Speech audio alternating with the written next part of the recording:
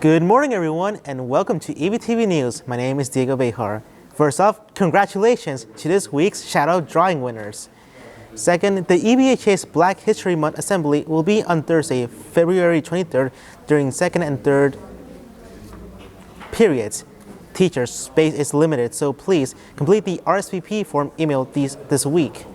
Staff, would you like a midweek pick-me-up? Next Wednesday, on the first day of March, Blade Buddy Cafe will be delivering coffee and tea straight to your desk for just $5 a cup. Look out for the email this week, or talk to Ms. Perez for details. Are you interested in joining the Interact Club?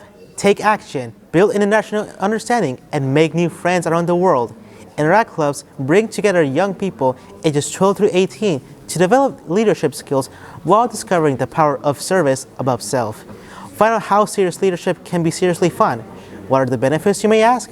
Well, connect with leaders in your community and around the world to take action to make a difference in your school and community, discover new cultures and promote international understanding, become a leader in your school and community, and just have fun and make new friends from around the world.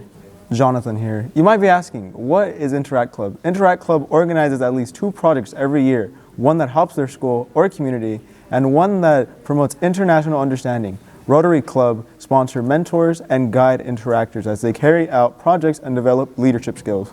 Celebrate the global impact of Interact by getting involved in World Interact Week, Interact Video Awards, Rotary Youth Day at the United Nations, and then Global Youth Service Day.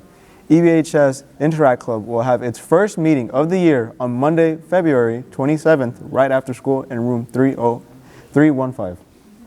For the week of 2/22 through March 1st, the Blade family is holding a challenge for students and staff to practice integrity by reducing their cell phone usage. This challenge will be kicked off with the special Blade family lesson from Ms. Graves on Wednesday, February 22nd, with a check-in on March 1st. Those who verify a reduction of their cell phone usage will be entered into a drawing for some cool Blade swag. From the counseling office, preferencing for the 2024 school year is right around the corner, and counselors will be going into the classrooms so that students can pick up their top 5 electives for the following school year.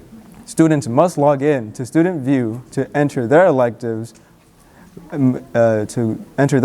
More information to follow. Check your Canvas announcements for each grade level and your email. In sports today, we have baseball versus Independence at 3:30. Tennis versus Miramonte at 3:30, and on Thursday we have tennis versus Golden Valley at 3:30. Good morning, Blade family. Welcome to your next Blade family lesson. Today it is with Miss Graves. Some of you might have known me from your English class freshman year. Today we're going to be discussing our relationship with cell phones. I want to start off with sharing this quotation that says, "Your phone is like your life. You either control it or it controls you." The essential question for today is, what can I do to make sure I maintain a balanced relationship with my digital devices in and out of school? And I couldn't help but share this meme. It says, "Caught texting in class? Tell me about how it's your mother." You guys, we know it's not your mother.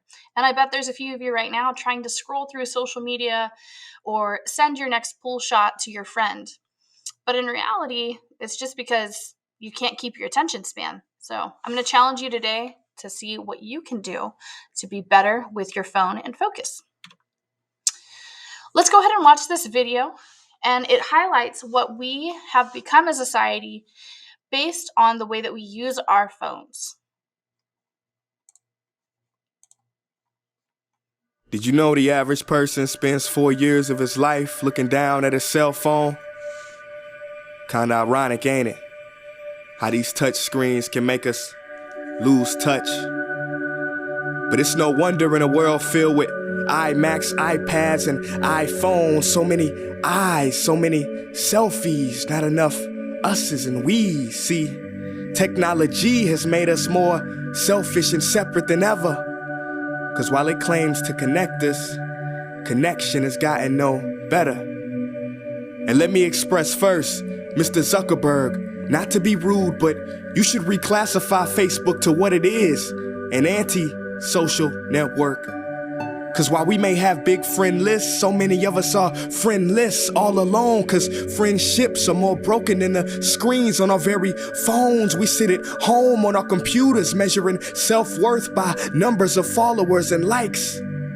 Ignoring those who actually love us, it seems we'd rather write an angry post and talk to someone who might actually hug us. Am I bugging? You tell me, cause I asked a friend the other day, let's meet up face to face. They said, all right, what time you wanna Skype? I responded with OMG, SRS, and then a bunch of SMHs and realized, what about me? Do I not have the patience to have conversation without abbreviation? This is the generation of media overstimulation. Chats have been reduced to snaps. The news is 140 characters. Videos are 6 seconds at high speed. And you wonder why ADD is on the rise faster than 4G LTE. But get a load of this. Studies show the attention span of the average adult today is 1 second lower than that of a goldfish. So if you're one of the few people or aquatic animals that have yet to click off or close this video, congratulations. Let me finish by saying you do have a choice, yes. But this one, my friends, we cannot autocorrect. We must do it ourselves. Take control or be controlled, make a decision. Me? No longer do I want to spoil a precious moment by recording it with a phone. I'm just gonna keep them. I don't want to take a picture of all my meals anymore. I'm just gonna eat them. I don't want the new app, the new software, or the new update. And if I want to post an old photo, who says I have to wait until Thursday? I'm so tired of performing in the pageantry of vanity and conforming to this accepted form of digital insanity. Call me crazy, but I imagine a world where we smile when we have low batteries. Cause that'll mean we'll be one bar closer to humanity.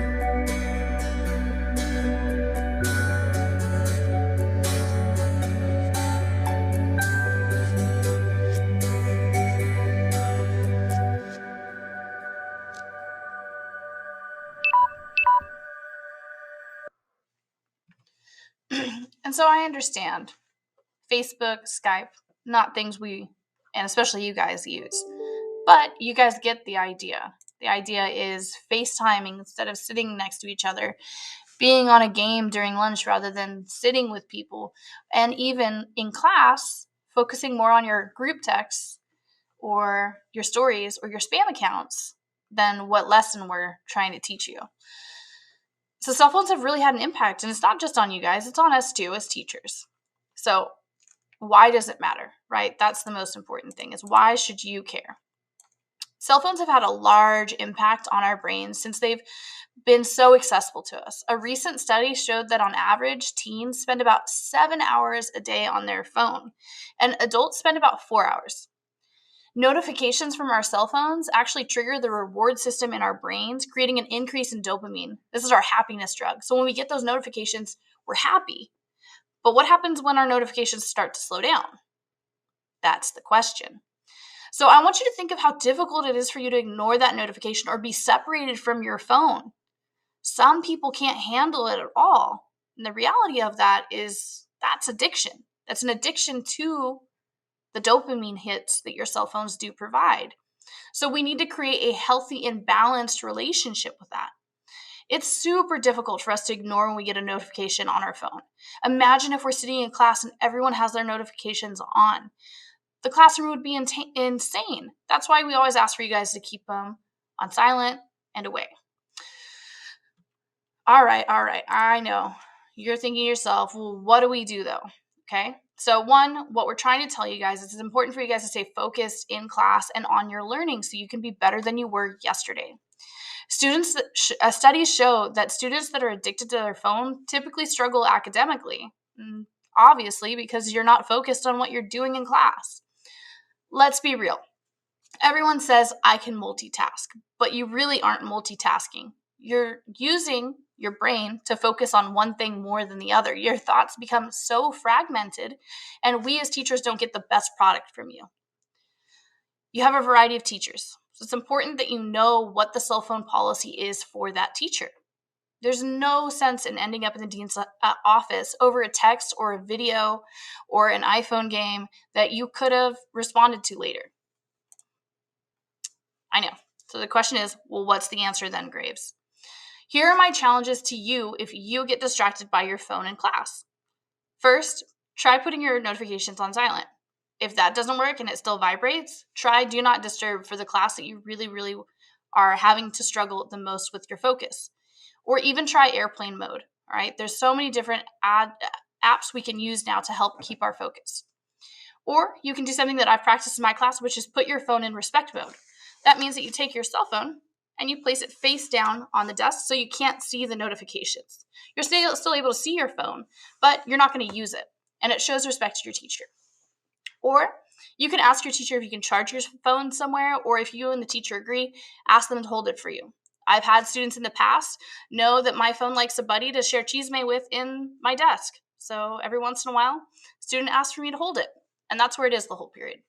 My phone's never on me because your learning is my focus, and I need to be the best version for you. Lastly, remember to respect the expectations of your teachers because the notifications will always be there, but your grade can change drastically. So, the challenge. We've given you all this information and the way it's impacted all of us as a society. The challenge that we are offering to you, Blade family, is I want us to look at our daily average screen time, and I want you to write it down. That's our starting point. Currently, mine is 3 hours and 18 minutes, so I'm just under the average, but I bet that fluctuates. Then, we're going to set a goal of how many minutes that we're going to try to decrease it by. We want to make it realistic. Don't say you're going to go from 10 hours to 5 hours. That's pretty extreme, but maybe 10 hours to 9 hours is a pretty good goal. Let's say I'm going to try to decrease mine by 20 minutes. So I'm going to try to get into that 2-hour mark. The student and teacher with the biggest reduction in screen time will win a prize. You're able to check these based on your settings. So if you go into your app settings, you're able to see your screen time daily and weekly. That's how you're going to prove that you've decreased screen time. And hey, if you're always on your phone in class, this is probably going to be a pretty easy challenge to win. So let's really respect our expectations with cell phones and create a better balanced relationship with our devices.